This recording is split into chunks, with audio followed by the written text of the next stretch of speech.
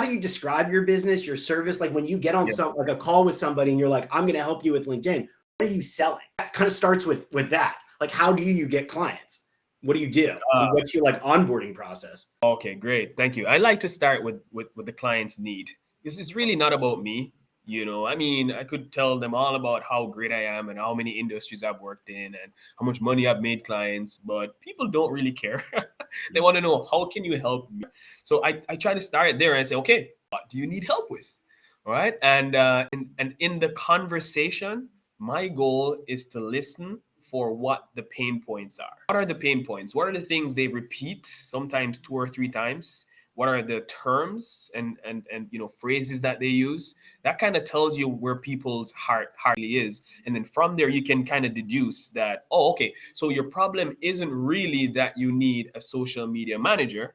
Your problem is you actually need somebody to make post or respond to people, or you need somebody to do your outreach. And they usually agree, okay, yeah, you're actually right. That's actually not what I need. Like I had a client recently, he thought he needed a creative director to promote this product. So he has a license for a product to brand it and sell it in the United States. And he thought he needed a creative director to showcase the product and make it pretty and manage the social media. But after about 3 or 4 sessions, I don't know why it took this long, but we kind of realized that that's really not what you need right now.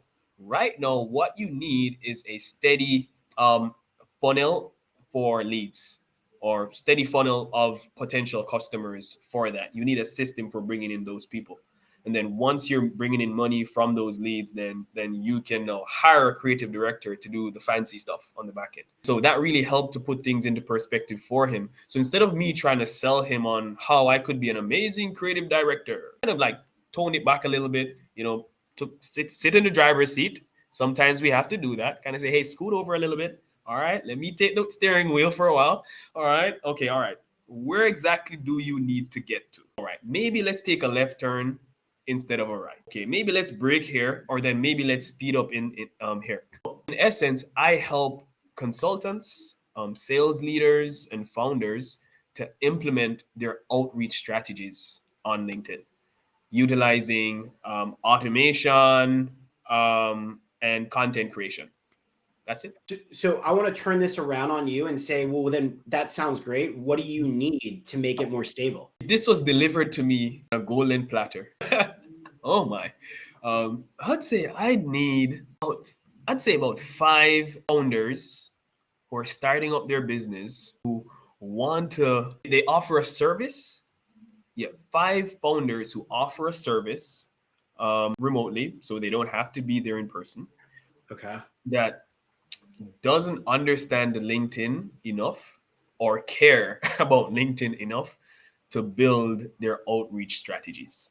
And they need somebody to help them do that or do it for them. Okay. That's where I come in. So that sounds great. We can work towards that. What though, if you have that, it sounds like you're creating a lot more work for yourself too, which there's no problem with that. Would that, if you found 5 people, do you think business more stable, or would it just increase your income? Which is important, not denying that. But from a stability stance, wouldn't you? It also sounds like you're dividing your attention, is kind of what I'm getting at. Do Yeah. you? So hey, tell me more about that. Tell me more about that question. That question. So would you say that increasing your income is the same as stability, business stability? Yes, no, why, maybe? So that's a great question. Let me, not necessarily, I would say. And I've learned that the hard way.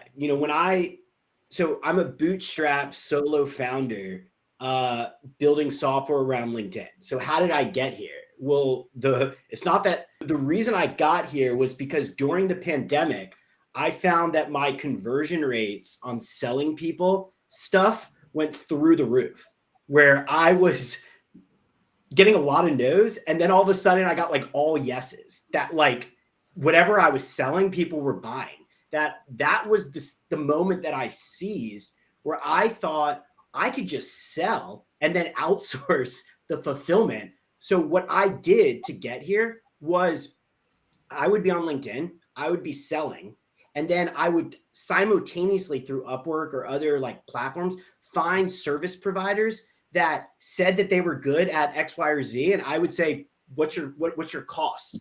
And then I would sell that service to outsource it. And then the profit of it, I would invest in building software. And everybody that was working with me understood what I was doing. So they were kind of helpful in maybe UX or like, and I would always have to work with people to make sure to maintain quality and help with client services. What I ran into was I was making so much money, but I hated my life because there was so much chaos. I was managing chaos.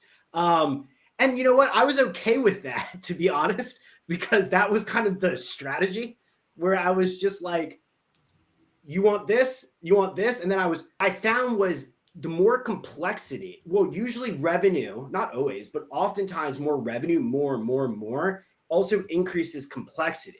And if you don't have the right foundational systems in place to manage the complexity and want to take on the complexity, what winds up happening is you get really stressed out. You're not delivering your best. And then you're still in a problem with stability. Because like I said before, that's when you lose a client after 6 months. And you put all this stuff together that you're kind of back to square one.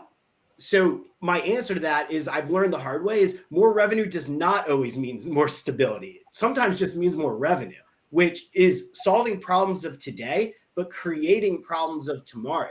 That I actually, to continue to do this, when I finally moved back to Atlanta, I decreased my revenue consciously because I figured out my developers. I understood my costs better. I understood my better clients. I started asking better questions of like, what is it that I enjoy about what do I feel like I can manage? What do I think I'm good at? Like for example, that was when ChatGPT. So you have to understand too, like this was a lot before ChatGPT. So I was paying like a lot of copywriters. I'm a good copywriter, but like I needed help.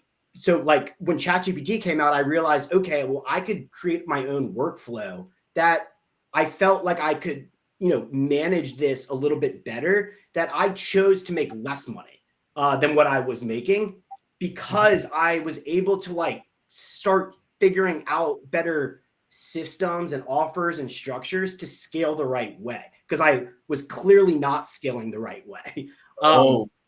Because that was what happened. I didn't understand. I didn't have context. I was trying to scale I even saw that about you when you were like, because there was a time in my life, and I still feel like I have a lot of energy and I can do a lot, but I felt like there was a moment where I felt like I could take on the world, right? Where it was just like, especially when the pandemic like came around where there's nothing to do.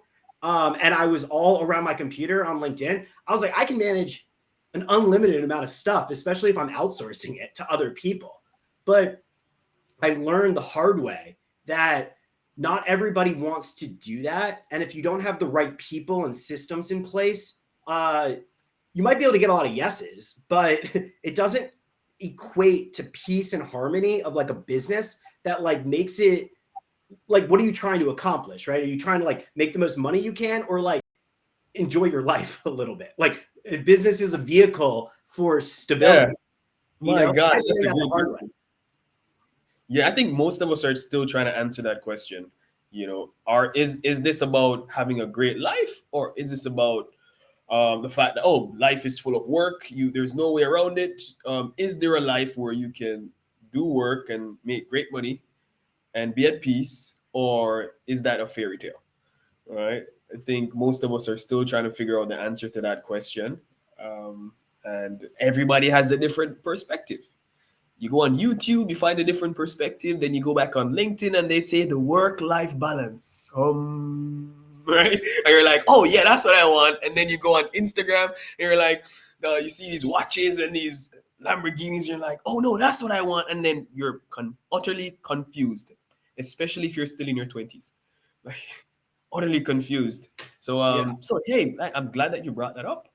Maybe that's something we could talk about in one of the future office hours about what is the reality that you're looking for, and is it really realistic to have it? And then also I would say, let's say that your answer is you do want more income. Fine. There's different ways that you can get more income.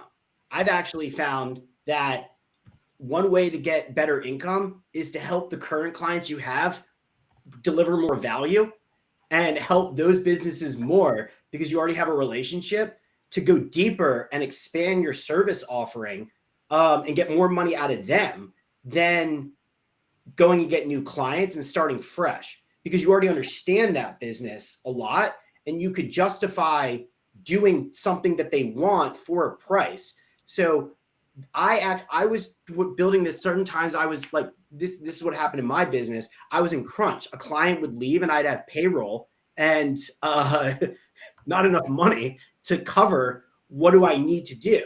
And I would always manage my cash flow, try to like be predictive of like 90 days. So I pretty much had a pretty much strong like contracts or like understanding of what was coming in to be able to solve problems. But when I did run into a problem, the solution that the only option I ever had that I realized in those moments was going to current clients and then saying, let's do this thing that you had previously said. Here's the price, I'll do it. And they were like, okay, because they already trusted me versus trying to say, well, I have 90 days, I'm going to go get a new client.